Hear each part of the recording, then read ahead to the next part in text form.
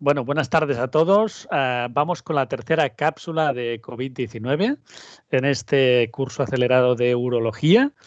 Y hoy vamos a hablar de cuánto tiempo dura la patogenicidad, pero sobre todo cuánto tiempo dura la transmisibilidad. Y el objetivo nuestro va a ser entender por qué se varían o se dictaminan unos periodos concretos de aislamiento cuando alguien tiene la COVID. Y esto es una cosa que os preguntarán familiares, amigos, pacientes, compañeros, que os pasará en los que trabajáis en hospitales con adjuntos y residentes que dan positivo a una PCR, y hay que entender cuánto tiempo y por qué se cuarentena a la gente y por qué esto puede ir variando ligeramente. Es lo que veremos hoy. Antes que nada, quería daros un recordatorio, y es que esta epidemia va todo muy deprisa. Fijaos que estos son datos de la Johns Hopkins de Estados Unidos. Es una universidad que sabéis que monitoriza su departamento de epidemiología, toda la epidemia en todo el mundo. Van dando reports diarios de cómo va la situación en todos los países. Y fijaos que esto es un comunicado del 5 de mayo de este año. Y fijaos en el mensaje. Estos son las curvas de casos en cada uno de los países que están aquí, y en grande tenéis la curva de casos en España. Veis que hay países que definían pues esta oleada en el que había un número muy alto de casos que desaparecían posteriormente a los 2 meses. Había países que seguían creciendo, había países que no definían una curva tan elevada, y había un mensaje arriba de todo el 5 de mayo. Fijaos en el mensaje. La contención es posible. Los esfuerzos internacionales demuestran que actuando con rapidez, imponiendo restricciones de viajes, utilizando mascarillas, mejorando los test de diagnóstico y aislando a los que están enfermos en su casa, los casos nuevos se pueden bajar hasta 0. Y había una última frase que ponía: no hay segunda ola una vez el virus se ha ido. Fijaos que esto fue del 5 de mayo, qué mal estábamos con la comprensión de lo que nos iba a pasar a continuación.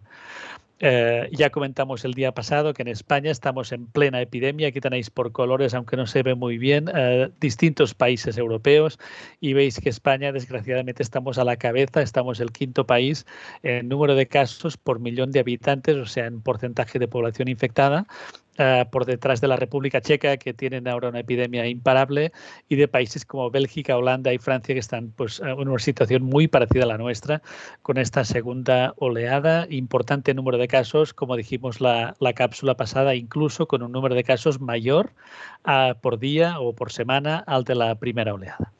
Por tanto, hay primera oleada, hay segunda oleada. Estados Unidos está empezando a vivir su tercera oleada, y da la impresión de que este virus no nos lo vamos a quitar de encima hasta que tengamos una vacuna que sea realmente eficaz. Y la pregunta es: ¿cómo vamos a parar esto? ¿Cómo vamos a parar esto y comprender que las estrategias que tenemos son realmente limitadas? No tenemos vacuna, no tenemos un tratamiento antiviral que sea realmente efectivo, aparte de la dexametasona o los corticoides en la población con casos muy graves con esta tormenta de citoquinas, pero que es un antiinflamatorio, no es realmente un antiviral, y que de los antivirales, como sabéis, solo tenemos remdesivir con una eficacia muy limitada en un escenario, en un tipo de casos muy determinado. No tenemos una estrategia de tratamiento antiviral eficaz, y sobre todo eficaz precozmente y en casos asintomáticos, como para parar la progresión a la gravedad y evitar el ingreso en UCI, y sobre todo evitar la mortalidad. Las únicas estrategias de contención que tenemos son las no farmacéuticas, que son el aislamiento respiratorio, el aislamiento de contacto, y estos son medidas, como habréis visto por los medios de comunicación, heredadas de los brotes de las epidemias de la peste, o sea, aislar a la gente del contacto con gente que tenga la enfermedad. La eficacia de esto es muy limitada y en ningún caso cortará la epidemia. Los objetivos de esta estrategia y del screening masivo de potenciales casos de COVID pues son reducir las cadenas de transmisión, o sea, identificar la gente que pueda tener la infección para aislarlos de inmediato e impedir que contagien a sus contactos laborales, familiares, etcétera. La segunda es impedir que la población se infecte de manera masiva, simultánea, y sobre todo pues evitar el colapso de los hospitales y específicamente de las UCIs, o sea, garantizarnos de que si tenemos un caso grave va a haber un respirador y va a haber una cama de UCI con un equipo de gente detrás capaz de tirarlo adelante. Y el último objetivo es evitar los eventos de superdiseminación. Eventos de superdiseminación han ido detectándose en distintos escenarios, hablaremos al final de la charla. Son transmisiones masivas, no a un contacto, cuando nos dicen la R0, la tasa esta de transmisión que nos dicen cuando está por encima de 1 cada sujeto infectado y transmite a más de un contacto. Ahora estamos en España ahora mismo a 1,3, de manera que cada 10 personas con la infección contagian a 13, por tanto la infección lentamente va subiendo. Pues aparte de este contagio puntual, hay eventos de supercontagio normalmente en lugares cerrados donde se acumula la gente. Ya veremos cuáles han sido. Pues el screening masivo de PCRs o de test de antígeno persiguen evitar que la gente se infecte simultáneamente, pero que los sujetos que sean susceptibles tarde o temprano probablemente se acabarán infectando de la enfermedad, porque va a ser imposible evitar el contagio eternamente. En estas medidas de aislamiento, de cuarentenamiento, debemos asumir un balance entre la eficacia y el daño que van a causar estas medidas. Y esto es muy importante en epidemiología. Debemos ser conscientes de que hay veces en la vida que la perfección es enemiga, lo perfecto es enemigo de lo bueno. Pues en este caso, si dictamináramos aislamientos como para que no existiera nunca ningún riesgo de contagio, las cuarentenas serían larguísimas y el daño económico, la parálisis que induciría en el país sería muy elevada. No solo el daño económico, sino el daño psicológico del aislamiento, de la gente que no puede ver a sus familias, etcétera. Por tanto, hay que hacer un balance entre el periodo de mayor riesgo y la cuarentena que vamos a dictaminar. Y esto es importante por las noticias que vamos a recibir, recibiendo por los medios de comunicación y por las preguntas que, como decía antes, nos van a hacer todos los familiares, amigos y vecinos. Inicialmente en la pandemia, recordaréis que la mayoría de hospitales requerían 2 test de PCR consecutivos negativos antes de levantar el aislamiento. Y eso nos pasó a todos los que se infectaran en la primera o segunda oleada, cuando Salud Laboral te da la baja, pues para reincorporarte en tu puesto de trabajo, sobre todo los que tenéis actividad quirúrgica, pues se pedían 2 PCRs consecutivas antes de levantar el aislamiento. Sin embargo, la mayoría de estudios han indicado que la PCR positiva no siempre se correlaciona con la presencia de un virus infeccioso. Y este es el punto más importante que vamos a tratar hoy, comprender esto, que una PCR positiva no es igual a la presencia de infección, a la presencia de un virus infeccioso y transmisible. Y aquí está el punto para afinar lo más que se pueda los aislamientos. Por tanto, hoy vamos a hablar de las medidas de cuarentena y de aislamiento domiciliario o cierre de entornos, que puede ser cierre pues, de una residencia geriátrica, cierre de un pueblo, cierre de una ciudad o cierre de una comunidad autónoma o de un país. Cierre quiere decir pues bloquear el transporte aéreo, el transporte por tierra, el tráfico rodado y cualquier tipo de contacto con el exterior. Para esto deberemos entender cómo se transmite SARS-CoV-2. Hablaremos de cómo se puede transmitir por fomites. Fomites son objetos inanimados en los cuales pues, pueda caer de un estornudo, de una tos, al hablar simplemente, pues se puedan contaminar y cuánto tiempo permanece el virus en estado activo, transmisible en estas superficies. Y el punto más importante va a ser comprender cuándo un sujeto tiene un virus infeccioso y es un transmisor. Esto va a ser lo más importante hoy. Y por tanto, en base a esto, ¿cómo afinamos al máximo los días de aislamiento de casos y contactos para minimizar los efectos negativos de este aislamiento? Un aislamiento en una pandemia paraliza el mundo. Aquí tenéis un mapa mundial de colores a la derecha y veis cómo desde el 1 de febrero, marzo, 15 de marzo, abril, mayo hasta el 1 de junio, pues es un gráfico de colores. El rojo es el aislamiento más estricto que afecta entre el 80 y el 100% de la población y veis como la mayoría de países en el mundo, excepto los que son islas, pues el ejemplo pues es Australia, pero también estaría Islandia, algunos países nórdicos que se han visto muy poco afectados por la epidemia, pues esto para los países, o sea, para el pequeño negocio, para el tránsito, para las industrias, lo para todo. Y de hecho, en este gráfico tenéis cómo se puede evaluar esto. Y es con las emisiones de CO2. Básicamente el CO2 se emite con el transporte rodado, barcos, aviones, etcétera, todos los trenes que no sean eléctricos, incluso la producción de electricidad. Y aquí veis en gris Estados Unidos, Reino Unido, y veis cómo cae la emisión de CO2 hasta que se acaba la primera epidemia Veis la situación en China, por ejemplo, que solo tuvieron una primera epidemia que no se ha reproducido y veis cómo recupera sus valores de normalidad. Y veis el caso de Estados Unidos en azul claro, como es incluso peor proporcionalmente al de Europa y más prolongado en el tiempo. Incluso estas emisiones de CO2 podemos saber qué parte corresponde a los aviones, al tráfico rodado por el suelo, a la industria, o sea que podemos saber con bastante precisión cuál es el impacto económico que están teniendo pues, en cada país.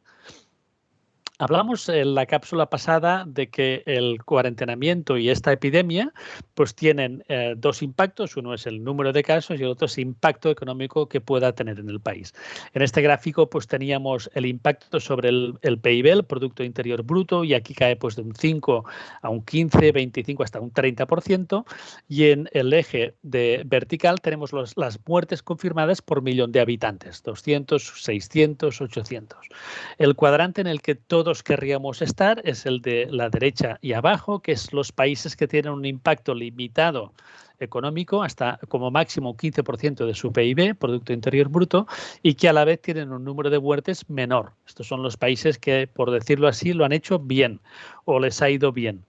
Lo contrario serían los países que lo han hecho mal o a los que les ha ido mal, que serían los países que tienen un número elevado de muertes. En España llegamos a 700 muertos por cada millón de habitantes y que a su vez han tenido un impacto importante sobre su Producto Interior Bruto, su PIB, a partir de un menos 15 hasta una caída de hasta un 30% de su Producto Interior Bruto. España es un país que sufre especialmente porque tiene mucha industria relacionada con el turismo y el turismo a la que se para de golpe pues es una industria que se cierra toda y que tiene mucha interacción con un montón de actividad laboral en el país. Sin embargo, es interesante ver pues, que hay países como Estados Unidos que a pesar de tener un impacto en la epidemia en cuanto al número de muertes parecido a España, o sea, muy severo, un elevado número de muertos por cada millón de habitantes, parecido al de España, y en cambio no tiene un impacto económico. ¿Por qué se debe esto? Pues se debe a dos cosas. La primera es que los gobiernos tienen que dictar medidas para proteger la economía, medidas específicas. Pues Estados Unidos arranca la máquina de fabricar dólares y pone dinero en la mesa de inmediato para dar soporte a toda la industria del país. Y la segunda, que es la que hablaremos hoy, que es intentar minimizar al máximo el impacto de las medidas de aislamiento. Para esto necesitamos comprender la dinámica de la enfermedad del COVID. Aquí tenéis un caso típico en el cual pues, hay un periodo de incubación, hay un periodo infeccioso, clínico y en cuanto a transmisión, y hay un periodo postinfeccioso. El periodo de incubación, sabéis que la media son 5 días, puede llegar hasta 10 días. Es el periodo que transcurre desde un contacto hasta que el sujeto desarrolla clínica.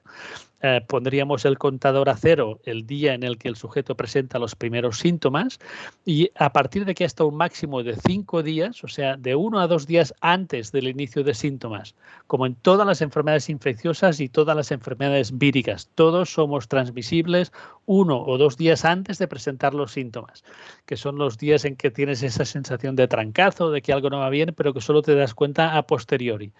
Pues ese 1 o 2 días y los 5 días posteriores es el periodo de máxima infecciosidad, que es el periodo en el que aparecen los síntomas clínicos más importantes. A partir de aquí esto va en descenso y hay un periodo postinfeccioso que puede durar varios días. Y fijaos que nosotros de alguna forma empezamos la casa por la ventana porque la primera técnica que tuvimos disponible fue la PCR.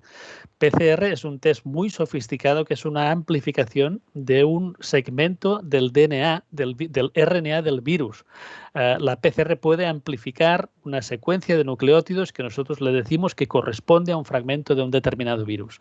No implica necesariamente que sea un virus completo, pueden ser fragmentos de un virus desestructurado que no sea infeccioso. Y fijaos que esto dura muchos más días, puesto que los sujetos eliminan fragmentos de virus durante unos cuantos días y que si además pedíamos 2 PCRs consecutivas, pues esto se prolongaba aún más. De manera que los primeros adjuntos, resis que habéis visto infectados en los hospitales, no se les dejó volver a trabajar en algunos casos hasta el cabo de un mes, o sea, se prolongó muchísimo el aislamiento. Fijaos que la infecciosidad se correlaciona directamente con la carga viral. La carga viral es la cantidad de virus que hay en cualquier medio. Nosotros solemos trabajar con el frotis nasofaringeo, pero podría ser sangre, podría ser tejido pulmonar, material de una broncoscopia o podría ser material fecal. Cualquier material podríamos buscar la carga viral. Y esta carga viral, pues cuanto más alta, más infeccioso y por tanto más transmisible va a ser el sujeto durante este periodo de riesgo máximo, que van a ser estos 7 días, desde 1 o 2 días antes del inicio de síntomas hasta los 5 días posteriores. Aquí tendríamos pues el gráfico de máxima infecciosidad, que sería estos 10 días, que llegarían como máximo hasta estos 7 días después del inicio de clínica en aspirado nasofaringeo.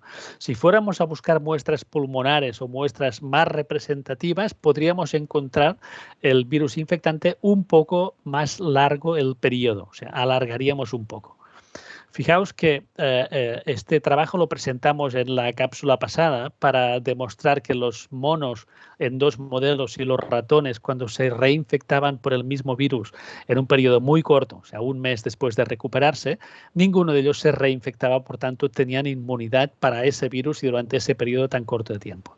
Pero fijaos en el periodo inicial, esto es la carga viral de los monos, y fijaos que a los 8 días ya todos eran negativos en los frotis nasales. O sea que todos a los 8 días, esto describe la carga viral que llega hasta un logaritmo de 6, o sea, hasta 1 millón de copias, y todos son ya negativos al día 8. Mientras que cuando vamos a buscar pues ya aspirados faringeos de un tejido más bajo, anales, o pasaría lo mismo si tuviéramos tejido pulmonar, pues en algún caso más allá del día 10 aún se puede encontrar un virus que sea replicante. Estos virus que se aíslan más allá de los 10 días tienen cargas virales muy bajas y, por tanto, probablemente nuevamente no sean transmisores. ¿Qué os comentaba con la PCR? La PCR es una técnica súper sensible, de manera que hemos empezado, como decimos, la casa un poco a la ventana porque no teníamos ningún otro test, pero ahora vamos a tener los test de antígeno. Los test de antígeno son mucho más sencillos, son mucho más baratos, son mucho más rápidos, se pueden hacer en 5 o 10 minutos, valen un coste inferior a los 5 euros y, por tanto, vamos a estar haciendo test de antígeno por todas partes, para entrar pues, a cualquier exploración complementaria, para entrar a quirófano, para entrar a una residencia geriátrica, para entrar a cualquier situación de riesgo. En las escuelas se van a hacer a menudo porque son baratos y se pueden repetir muchas veces. La ventaja que tienen y el inconveniente de los test de antígeno es que son de 100 a 1000 veces menos sensibles que una PCR y, por tanto, nos van a engañar menos en cuanto a la carga viral, a la transmisibilidad de un sujeto. Fijaos, en este gráfico tendríamos lo que comentábamos antes, un sujeto que pasa un periodo de incubación después de la exposición y tiene su cuadro clínico, esta sería su carga viral. El test de antígeno solo va a ser positivo cuando esta carga viral sea algo más alta, mientras que la PCR se mantendría positiva durante bastante más tiempo con cargas virales mucho más bajas o incluso indetectables, porque nos va a estar marcando fragmentos virales que se van eliminando durante más días. De manera que desde el punto de vista de la identificación de la transmisibilidad es mucho más útil un test de antígeno, y el test de antígeno es lo que conoceríamos todos como un test de screening masivo, y la PCR pasará a ser lo que debería haber sido desde el principio, que es un test confirmatorio para casos dudosos. Por tanto, los costes van a bajar muchísimo, no requieren un laboratorio especializado, puesto que son test comercializados, lo puede ver el mismo un y, por tanto, la fiabilidad para detectar un sujeto contagiante va a ser mucho mayor. De hecho, fijaos, en un estudio que se ha publicado ahora con 38 casos, pues corren el test de antígeno y la PCR. Y fijaos que el valor predictivo negativo, el Negative Predictive Value, o sea, cuando el test es negativo, la posibilidad de que el sujeto esté infectado, pues para una PCR sería el 100% y para un test de antígeno es del 99,5%. Dicho de otra forma, 1 de cada 200 sujetos que tenga un antígeno negativo podría tener un virus replicante. Pero esta carga viral es tan baja que no nos preocupa desde el punto de vista de la transmisión, dejando aparte el punto numérico, que solo sería 1 de cada 200. En cambio, el valor predictivo positivo es de un 90% en contra de un 74% de una PCR, por lo que comentábamos antes de que hay muchas PCRs positivas de sujetos que luego en el estudio no pueden cultivar ningún virus, o sea, no son transmisores. Finalmente, la precisión del test, pues veis que es mejor la del antígeno, un 98%, que la de la PCR, que se queda en un 96%, insisto, para detectar la infecciosidad y la transmisibilidad de alguien que pueda tener una enfermedad de COVID. Por tanto, los test de antígeno vais a ver en los próximos días pues, que se van a generalizar para cualquier exposición en un sitio cerrado en el que haya un número elevado de gente y queramos estar seguros de que el sujeto no es infeccioso. Lo mismo se ha hecho en un estudio en el Reino Unido, donde aquí han cogido ya una muestra de 246 sujetos y lo que nos demuestran es que la carga viral tiene una correlación directa con la infecciosidad y veis el gráfico de la probabilidad de tener un cultivo positivo para el virus y que esto cae en picado al día 10. De hecho, solo un 6% de los sujetos se le puede cultivar un virus al día 10. La carga viral es muy baja y hay que hacer técnicas muy elaboradas en el laboratorio para conseguir aislar un virus. O sea, que consideramos que estos sujetos son muy poco infecciosos, son muy poco transmisores. Aquí tendríais un gráfico donde en azul son los cultivos positivos y en negro son los cultivos negativos. Veis que estos son los días de enfermedad. Veis que a partir de los 10 días que sería aquí es muy difícil encontrar un cultivo positivo y el número de ciclos en el test de la PCR pues sería inversamente proporcional a la carga viral. El número de ciclos es un parámetro que de momento no nos dan en el report. Cuando os dan una PCR os ponen positiva o negativa o detectable o indetectable, pero en laboratorio hacen un número de ciclos para conseguir que esa PCR sea detectable. El máximo número de ciclos que se hace es 40. Si la PCR es positiva al primer ciclo, nos indica que la carga viral es muy alta. Si necesitamos 2, 3, 5, 10, 20 ciclos de amplificación para tener un valor positivo, nos indica que la carga viral es baja y por tanto hemos de amplificar muchas veces para tener un resultado positivo. Este es un parámetro que hasta ahora no nos informaban y probablemente hacían bien porque quizá nos hubiera liado más que no beneficiado, pero que ya se está pidiendo en todas partes pues que se informe en el resultado cuál es tu número de ciclos o que es un valor inversamente proporcional a cuál es tu carga viral en el test de PCR del aspirado nasofaríngeo. Esto es un metaanálisis de todos los trabajos que se han publicado hasta ahora que tenían datos y que miraban cuál es el periodo máximo de eliminación de virus. Y veis que el periodo máximo o medio de eliminación de PCR son 17 días. O sea que la gente se va a mantener PCR positivo una media de 17 días con un intervalo de 15 a 18.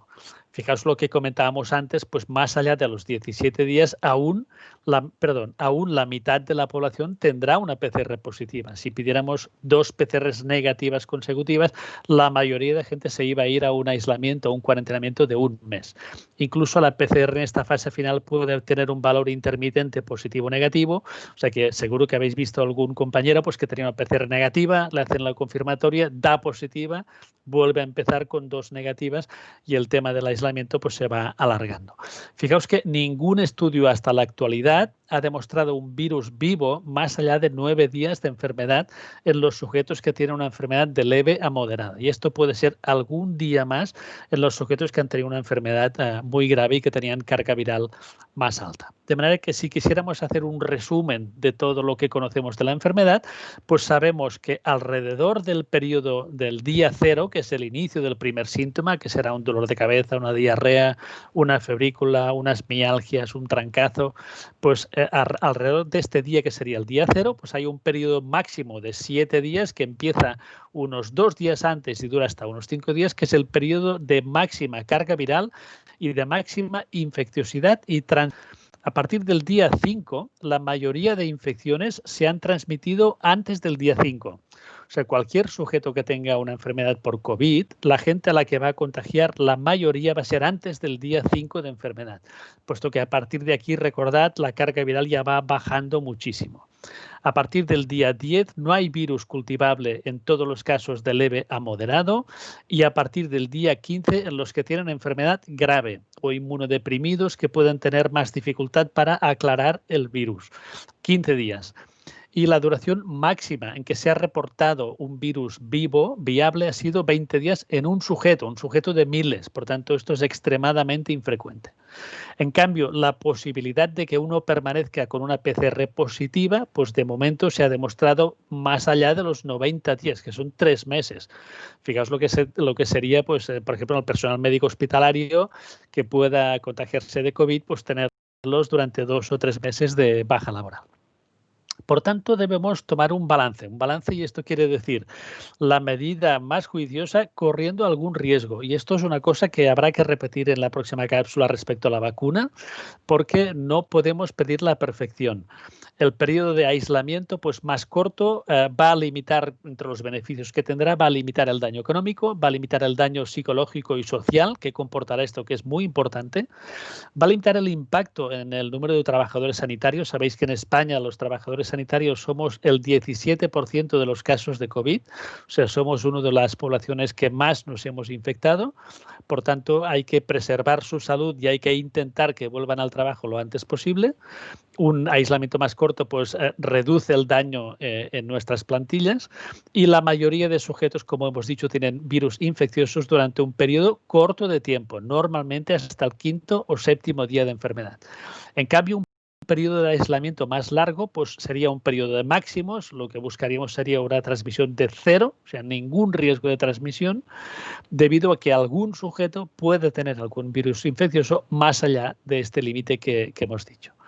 Esto además hay que individualizarlo y no es fácil porque se dicta una medida general y esto es lo que sigue un protocolo pues todo un país, pero en algunos casos habrá que individualizarlo. ¿En base a qué se individualice? Pues esto es lo que hacemos los médicos y los que hacen salud laboral, cuando los que nos ponemos enfermos somos los médicos, y se tiene en cuenta pues la carga viral, que es lo que decíamos, el número de ciclos de la PCR, si es alto o es bajo, la presencia de comorbilidades, si uno es un inmunodeprimido, pues puede tardar más tiempo en aclarar el virus, y los que hacemos un cuadro grave, que por suerte es muy infrecuente, pues también se prolonga el aislamiento pues, de 10 a 15 días. En base a esto, España ha reducido oficialmente el aislamiento de la cuarentena de 14 a 10 días. Esto fue el 23 de septiembre, fue una buena noticia que se tomó el día de mi cumpleaños, por tanto estuve muy, muy agradecido. Y se redujo de 14 a 10 días el aislamiento generalizado. Y fijaos en la noticia, que creo que lo explica bastante bien. Se considera que 14 días sería la opción ideal, la mejor opción, pero que hay que hacer un balance entre riesgo y beneficio y, por tanto, se admite tomar este riesgo que es muy bajo, porque la mayoría de sujetos no infectan más allá de los 10 días, no tienen virus viables más allá de los 10 días y en algún caso, aunque se pueda encontrar un virus viable, la carga viral es muy baja y, por tanto, el riesgo de transmisión es muy bajo. Fijaos que hay países como, por ejemplo, Francia, que incluso han ido más allá, ha rebajado la cuarentena a 7 días, en base a lo que decíamos, que más allá del día 7 realmente es muy infrecuente tener una carga viral y un virus replicativo. Vamos a hablar ahora de la transmisión, para comprender un poco más creo que es interesante cómo se transmite este virus. Básicamente, como todos sabéis, se transmite por la vía aérea. Pero a pesar de que os parezca ridículo, ha habido muchísimo debate, sobre todo en Estados Unidos, sobre el tema de los aerosoles y las gotitas de flush. Los aerosoles son gases, es parecido al humo. Y las gotitas de flush son gotas grandes, que es el típico estornudo, el típico episodio de tos explosivo. Las dos son por vía respiratoria, pero tienen alguna pequeña diferencia. La diferencia viene del tamaño de las partículas. Cuando uno se pega un estornudo como Dios manda, pues expulsa un montón de partículas que tienen más de 100 micras y que típicamente su tamaño las hace sensibles a la gravedad y por tanto caen con rapidez al suelo. Estas partículas caen en los 2 metros, metro y medio alrededor del sujeto. Y el sujeto las emite pues como si fuera un spray, ¿no? Un explosivo. En este sentido, el distanciamiento físico es muy importante. Si uno está más allá de 2 metros, se considera que es muy poco probable que le llegue este spray masivo de un estornudo. Insisto que las máscaras y el distanciamiento social son pivotales para los dos, ¿eh? En cambio, el aerosol es básicamente más parecido al humo. Son partículas muy pequeñas, alrededor de 50 micras o más pequeñas de 50 micras, que se mantienen en suspensión en el aire durante de segundos a horas. Y es porque no pesan y no están sujetas a la gravedad. Este humo pues se mantiene flotando en el aire siempre y cuando uno esté en un ambiente cerrado, una habitación, con mal recambio aéreo. Esto no afecta a los sitios abiertos, por lo tanto no afecta al deporte, la calle, los sitios abiertos, pero sí en sitios cerrados. Y por tanto lo que favorece es que cuando tengamos que hacer una actividad en un sitio cerrado se mejore la ventilación abriendo ventanas o la filtración o el recambio del aire. El ejemplo típico sería pues un avión, que es un sitio muy pequeño donde la gente está concentrada, pero en cambio hay un recambio constante del aire a través de un filtro de alta resolución. Esta es la vía principal de transmisión. Hablamos antes de los fómites. Los fómites son pues sustancias inanimadas, el plástico, el cartón, el papel, donde pues la tos o los estornudos pues se pueden depositar en ese papel y el virus puede permanecer durante un tiempo que ahora veremos en esas superficies y por tanto al tocarlas la gente se puede contagiar. Los trabajadores sanitarios estamos muy expuestos a las dos y de hecho en la primera oleada los hospitales eran básicamente territorios contaminados, todo lo que son las escaleras, los ascensores, los botones, todo esto estaba pues altamente contaminado. Y luego que sepáis que aunque es muy infrecuente, se puede transmitir por transmisión vertical, o sea, de una mujer embarazada al feto. Es muy rara y de momento no se ha descrito ninguna otra transmisión posible, que sería pues por productos sanguíneos, por vía sexual o por vía fecal-oral, a pesar de que serían teóricamente posibles. No hay ningún caso que se haya transmitido por estas vías. Aquí tenéis un gráfico, creo que es muy ilustrativo, de lo que serían estas gotas grandes, pues que decíamos de más de 100 micras, que pesan y caen alrededor de un metro, metro y medio del sujeto que estornuda. Y en cambio estas aerosoles o estos gases pues quedan en suspensión en la habitación. Esto es un experimento bonito y un ejemplo de cómo se puede publicar un New England si tienes un iPhone 11, un iPhone 11 Pro, donde se filma a una velocidad de alta resolución en una habitación a oscuras con una lámpara láser. Y esta habitación, el aire se filtra con un filtro EPA, que es el que tenemos en quirófanos, de manera que el aire esté absolutamente limpio. Y se le hace decir al sujeto 3 veces, stay healthy, mantente seguro, stay healthy. Healthy es una letra lingual. En español, el experimento le tendríamos que hacer decir Zaragoza 3 veces. Y se le pide al sujeto que lo repite 3 veces y se filman las gotas que pasan a través de la luz con el láser. Fijaos que aquí tenéis el gráfico. Estas son las 3 healthy, las 3 veces que el sujeto lo dice. Y veis el número de partículas. Fijaos que este sujeto no está tosiendo, no está estornudando, simplemente está hablando. Y podemos filmar como al decir healthy, el equivalente de Zaragoza, pues las 3 veces emite estas partículas que en un ambiente cerrado pues pueden estar un periodo de tiempo determinado en la habitación. Esto sería un estornudo masivo y este sería pues la eficacia de una válvula de una mascarilla con la válvula abierta, pues se localiza a un entorno muy próximo a cualquier expulsión pues, en un estornudo masivo. Sin embargo, mucho más peligrosos son estos aerosoles. Esto es una habitación cerrada donde con una técnica especial se colorean estos aerosoles y se va filmando. Y hay un sujeto, que es este, que tiene una infección y que va hablando. Y este sujeto pues va emitiendo aerosoles y estos aerosoles permanecen en suspensión en la habitación.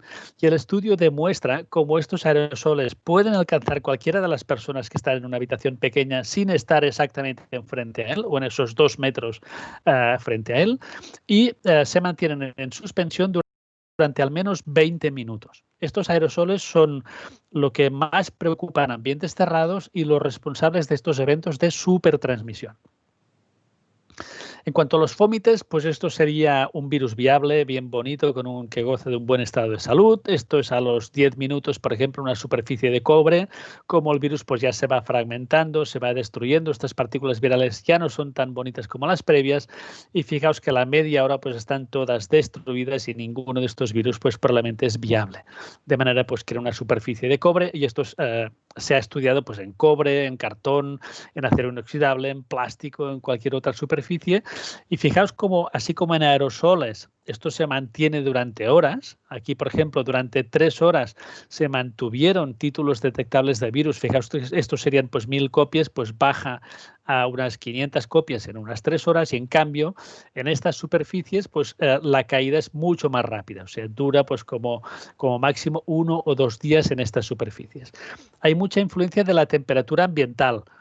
Dependiendo de la temperatura ambiental, pues el virus le perjudica más. Las temperaturas altas no le convienen, de manera que 30 o 40 grados el virus se inactiva mucho más rápido. Esto no solemos coger 30 o 40 grados en superficies cerradas a menudo, pero si os fijáis son las temperaturas que suele estar un coche que esté aparcado en la calle al sol.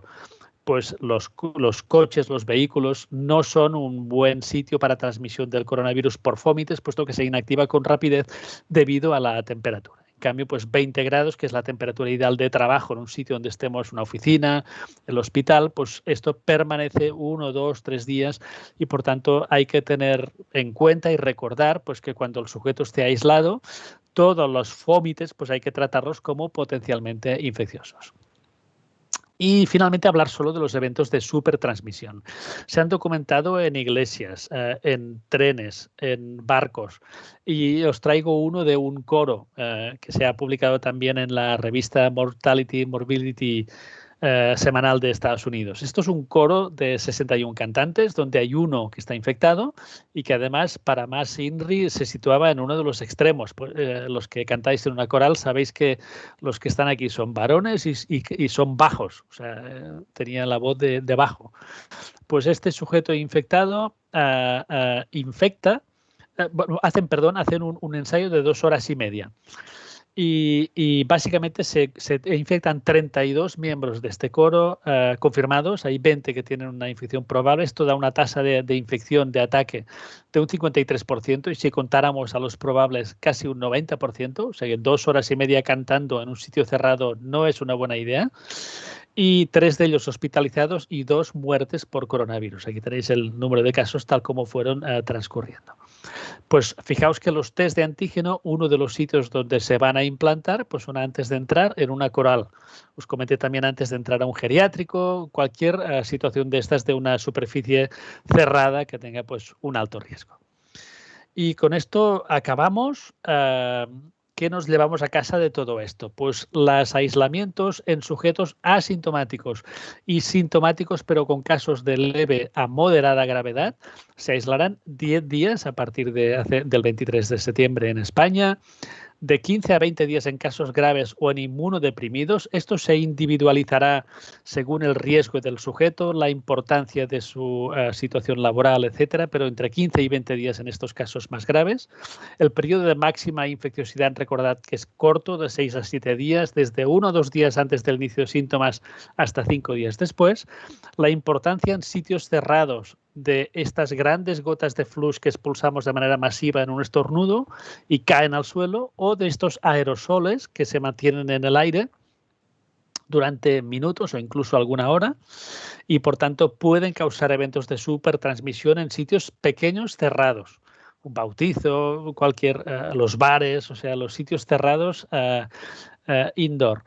Luego recordad que una PCR positiva es un test ultrasensible que no indica necesariamente una infecciosidad, sino solo que tenemos fragmentos del virus que estamos identificando y que puede ser un cuadro clínico y puede ser un diagnóstico o no, pero que no indica directamente una infecciosidad, mientras que los test de antígenos se correlacionan mucho mejor con la infecciosidad que una PCR.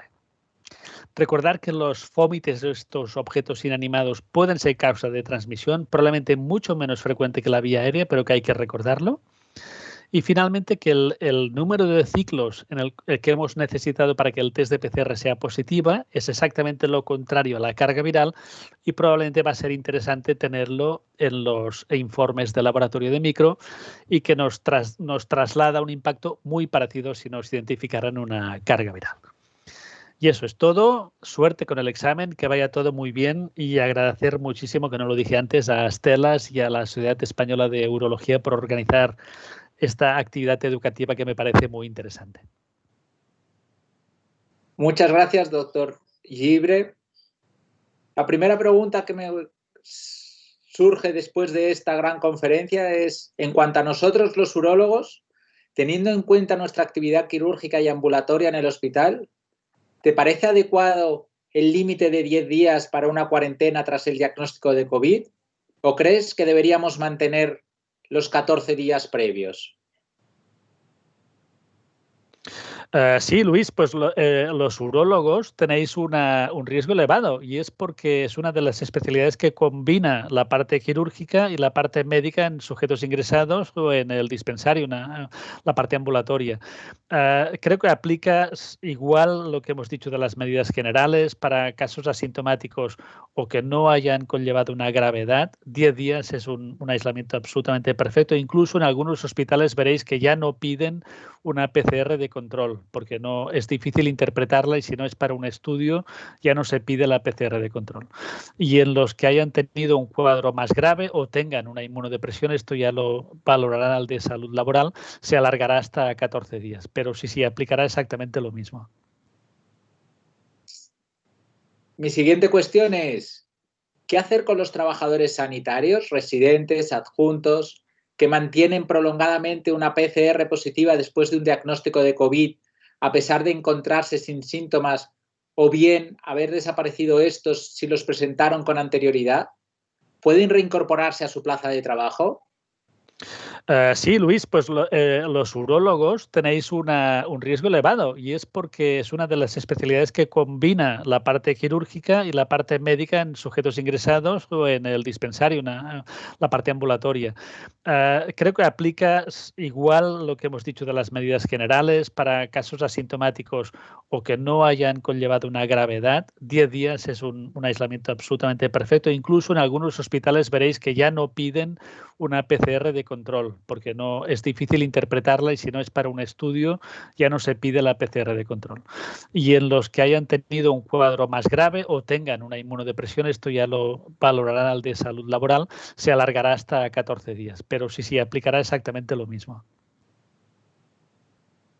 Y por último, ¿crees que se transmite adecuadamente en medios de comunicación y departamentos de salud la eficacia y el objetivo de las medidas masivas de cribaje en la población? Muchas gracias. Sí, esta es una pregunta muy importante, Luis, y no es para criticar al gobierno, puesto que pasa lo mismo en España y en otros países, o sea que no es una cosa específica de nuestro país. Creo que se intenta transmitir a la población como si el cribaje masivo o las medidas de aislamiento fueran a parar la epidemia. Y esto es un error. O sea, esto es un virus que se transmite con mucha facilidad, puesto que se transmite por vía respiratoria. Esto no es un VIH, no es un virus de la hepatitis, esto es un virus respiratorio, es un coronavirus. Se transmite con facilidad y que gran parte de la población es sensible a este virus. Estas medidas lo que consiguen es ganar tiempo y esto hay que explicarlo con claridad. Con estas medidas ganamos tiempo. O sea, diferimos la infección y evitamos que todo el mundo se infecte a la vez. Si Madrid, con las tasas de infección, por poner un extremo que tenía estos días, no dicta unas medidas de aislamiento y de cribaje masivo, pues toda la población se va a infectar a la vez, tendremos una curva muy picuda y no hay suficientes camas en los hospitales para tratar esto, ni en los hospitales ni en las UCIs. Lo que pretenden estas medidas es, a partir de que los indicadores se disparan, que sabéis que en los casos por 100.000 habitantes, pues el límite está en 200, pues a partir de 200 ya estamos en una zona de mucho riesgo.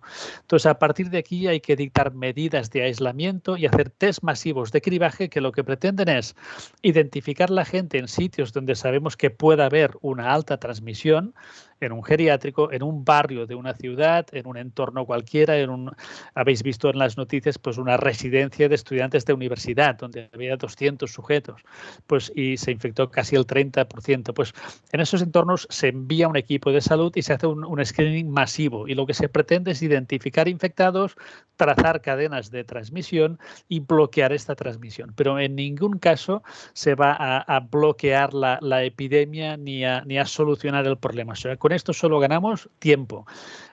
creo que la población quizás se transmitió esto desde un punto de vista paternalista para no transmitir una noticia demasiado cruda o mala, pero creo que la población esto al final, el efecto es negativo porque se lía, o sea, le llegan mensajes confusos y contradictorios y al final no sabe pues si tiene que cerrar, si tiene que cuarentenarse, si tiene que dejar venir a la familia a comer el domingo o no, y es mejor darle mensajes claros. Pero en cualquier caso, comprender de que son medidas muy inespecíficas, ninguna de ellas es específica para este coronavirus, que lo que intentamos es ganar tiempo y que no se infecte toda la población simultáneamente.